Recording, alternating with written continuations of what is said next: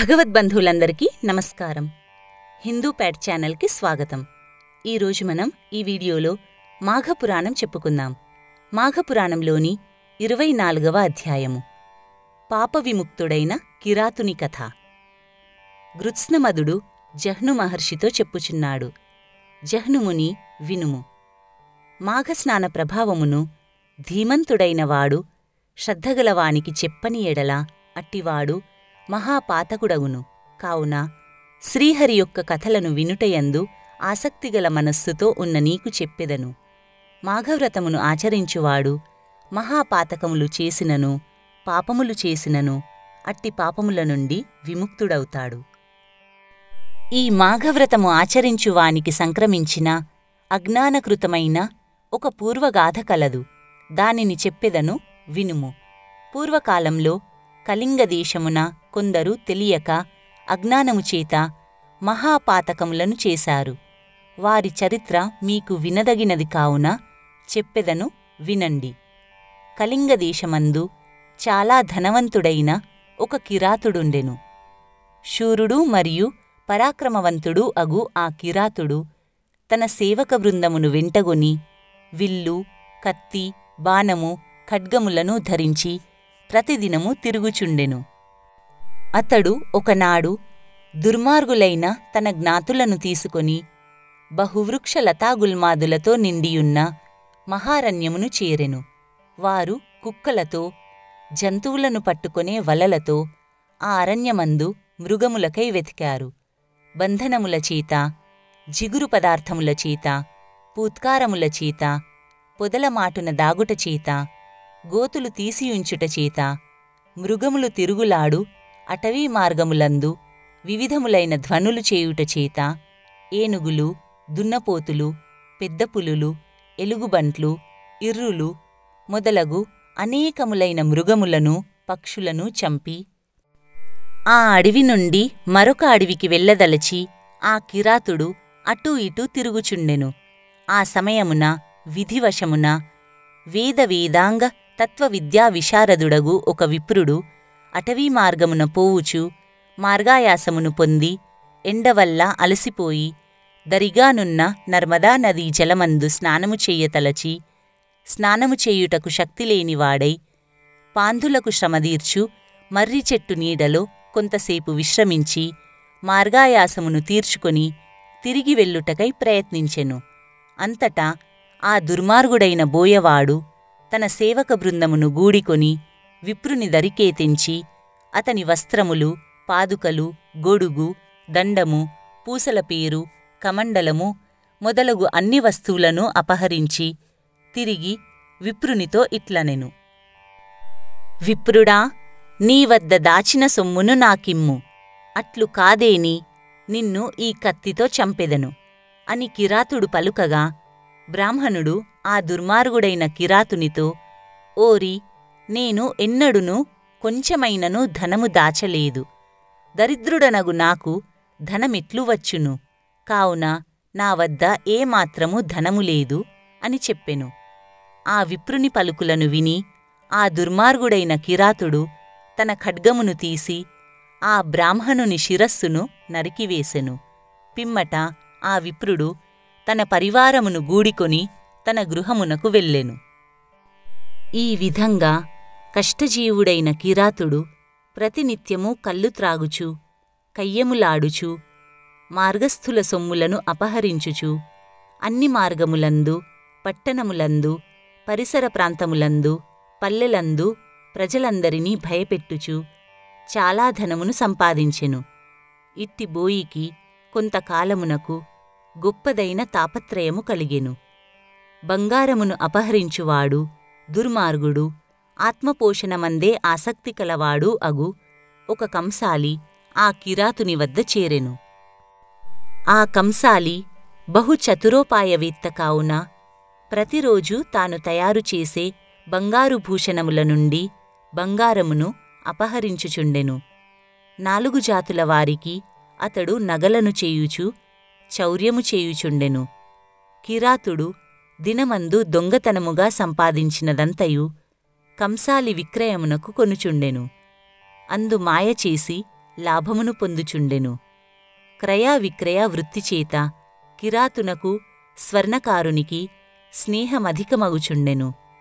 కామాంధుడు, దుర్మార్గ వృత్తి కలవాడు, భాగ్యవంతుడు, ధర్మహీనుడు, పరస్త్రీ లాలసుడు అగు ఒక శూద్రుడు అచ్చటనుండెను.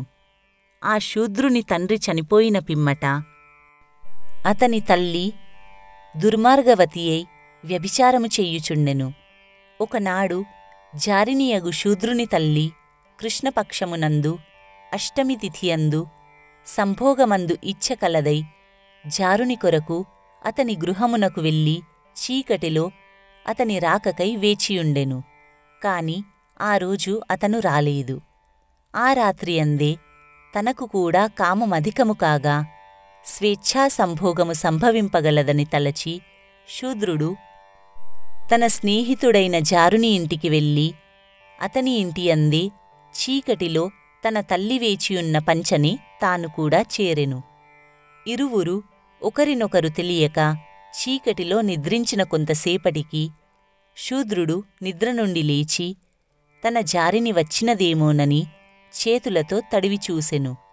అంతటా ఆ చీకటిలో ఒక ఆడది అగుపడెను. చీకటి అగుట వలన, కామాతురుడగుట వలన శూద్రుడు తన తల్లి అని తెలియక ఆమెను కౌగిలించుకొనెను. ఆలింగనానంతరము ఆమెతో సంభోగించెను. ఆ శూద్రుని తల్లి జారుని కొరకై చూచుచున్నందున నిద్ర నుండి లేచి రతిసౌఖ్యమునందు లగ్నమయ్యున్నందున తనతో సంభోగించువాడు తన జారుడేనని తలచి వానిని బిగ్గరగా కౌగిలించుకొనెను. ఈ రీతిగా శూద్రుడు అతని తల్లి క్షణమాత్ర రతిసౌఖ్యమునకు ఇలా చేశారు. శూద్రుడు సంభోగానంతరము రేతస్సును వదలగాని కౌగిలిని గూడవిడిచి ఈమె ఎవరై ఉండునా అని ఆలోచించి చూడగా ఆమె తన తల్లియై ఉండెను. ఆమెయు ఆ జారుణ్ణి తన కుమారునిగా తెలుసుకొనెను. ఇరువురు విచారించారు. శూద్రుడు మరియు అతని తల్లి లోకాపవాదుకు వెరచి అగోప్యమగు కృత్యమును వెలిబుచ్చలేదు. కాని ఇహమందు దాచిపెట్టినను పరలోకమున దుఃఖమును అనుభవింపక తప్పదు. పరలోకమున స్త్రీపురుషులు చేయు పుణ్యపాపములను గురించి చెప్పుటకు 14 సాక్షులున్నారు. సూర్యుడు, చంద్రుడు, వాయువు, అగ్ని, ఆకాశము, భూమి, నీరు, మనస్సు, యముడు, రాత్రి పగలు, ప్రాతస్సాయంకాల సంధ్యలు, ధర్మము అనునవి చూచుచుండును.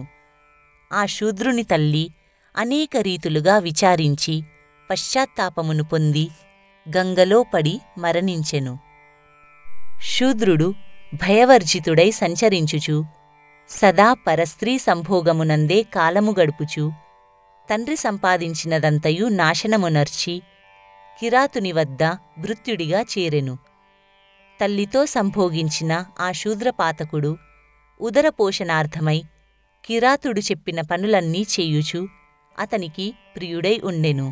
ఈ విధంగా విప్రహంతకుడు, సువర్ణస్థేయి, గురుతల్పగామి యగు ఆ ముగ్గురు ఒకే చోట చేరి సంతోషించుచుండిరి.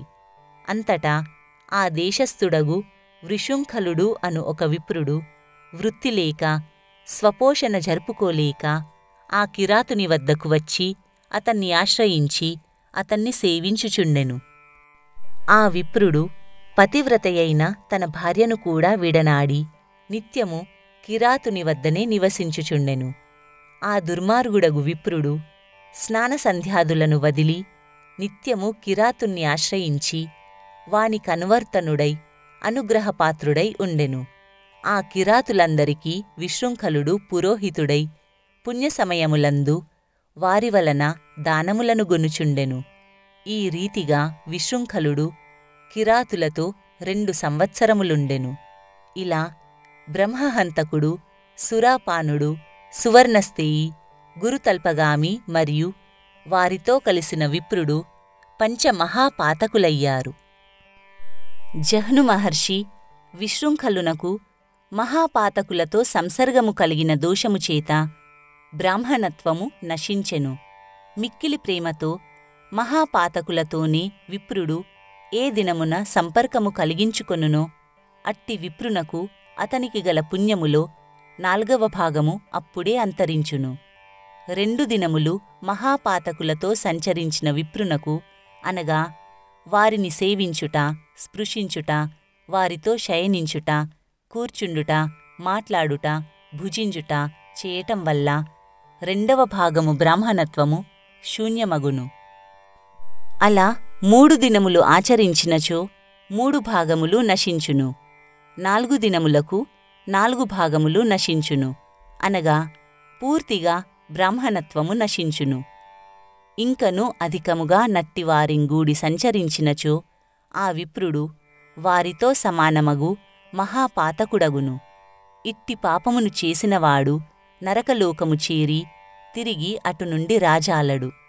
తెలిసియూ తెలియక చేసిన నీచ పాపములన్నీయూ పోవుటకు మనువు మొదలగు ధర్మశాస్త్రములందు ప్రాయశ్చిత్త విధి కల్పించియున్నది. కాని తెలిసియుండి పూర్వజ్ఞానముతో చేసిన బ్రహ్మహత్యాది మహాపాతకములకు ప్రాయశ్చిత్తము ఏ శాస్త్రమందునూ చెప్పలేదు. తెలిసి చేసిన పాపము కొంచెమైనా కాని క్రమముగా తత్ఫలమును అనుభవించి పిమ్మట భూలోకమున బ్రహ్మరాక్షసియై 1000 బ్రహ్మకల్పములుండినగాని ప్రాయశ్చిత్త కర్మకు అర్హుడు కాదు. అజ్ఞానము వలన చేయబడిన పాపము గొప్పదైనను చిన్నదైనను ప్రాయశ్చిత్తము చేతను పశ్చాత్తాపము చేతను పవిత్రమగును. పశ్చాత్తాపమనగా పాపమును చేసిన పిమ్మట విచారమును పొంది, నేనెట్టి పాపమును చేసితిని, ఎందుకిట్లు చేసితిని, ఇంకెన్నడును ఇట్టి పాపమును చెయ్యను, నాకు బుద్ధి వచ్చినది, ఈ చేసిన తప్పును మన్నింపుము, శ్రీహరి నన్ను రక్షింపుము అని భగవంతుణ్ణి ప్రార్థించుట చేత, వ్రతము చేత, ఉపవాసముల చేత, నియమముల చేత, శుష్కముల చేత, చాంద్రాయణ వ్రతముల చేత మానవుడు గంగాస్నానము చేసిన వానివలె మోక్షమును పొందును. ఆ విప్రుడు ఈ రీతిగా కిరాతుని వద్ద 2 సంవత్సరముల కాలముండిన పిమ్మట విధివశమున ఒకనాడు కిరాతుడు నియమించగా వేరొక గ్రామమునకు వెళ్ళెను. అక్కడ ఆ గ్రామములో రుద్రాక్షమాలాధారుడు, విభూతి భస్మాలంకార శరీరుడు, కృష్ణాజినధరుడు, దర్భలను చేతియందు కలవాడు, కరుణామయుడు, పండితులకు మోక్షమునిచ్చు పుణ్యతీర్థములను సేవించువాడు, కృష్ణ, నారాయణ, మాధవ, గోవింద, ముకుంద, శ్రీధర, రాఘవ, కేశవ, విష్ణు, శ్రీహరి అను నామముల చేత రమావల్లభుణ్ణి కీర్తించువాడును అగు వీరవ్రతుడు అను పేరుగల బ్రాహ్మణశ్రేష్ఠుణ్ణి చూసెను. పాపకర్ముడైన ఆ విప్రాధముడు ఆ వీరవ్రతునకు ప్రదక్షిణ నమస్కారమును చేసి కృతాంజలుడై అతని ఎదుట నిలబడియుండెను. ఆ విప్రుడు బ్రహ్మతేజస్సు చేత విడువబడిన వృషుంఖలుడు అను ఈ బ్రాహ్మణాధముణ్ణి చూసి మిక్కిలి ఆశ్చర్యమును పొంది, నీవు ఎవరివి, ఎచటికి పోవుచుంటివి అని అడిగెను. వృషుంఖలుడు వీరవ్రతునితో, అయ్యా మహానుభావా, నేను బ్రాహ్మణుడను, నాకు జీవనము గడువక ఒక కిరాతుని వద్ద ఉంటిని అని చెప్పెను.